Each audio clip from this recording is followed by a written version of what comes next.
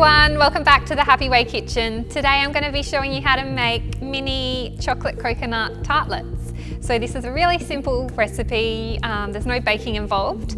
So I'm simply going to be using some Happy Way cacao powder, and I've got the Happy Way chocolate pea protein, and I've got some coconut, shredded coconut, some soaked medjool dates, some maple syrup, however you could use coconut nectar, date syrup or rice malt, some vanilla extract, and I've also got some plain coconut yogurt and coconut oil. So there's two parts to this recipe.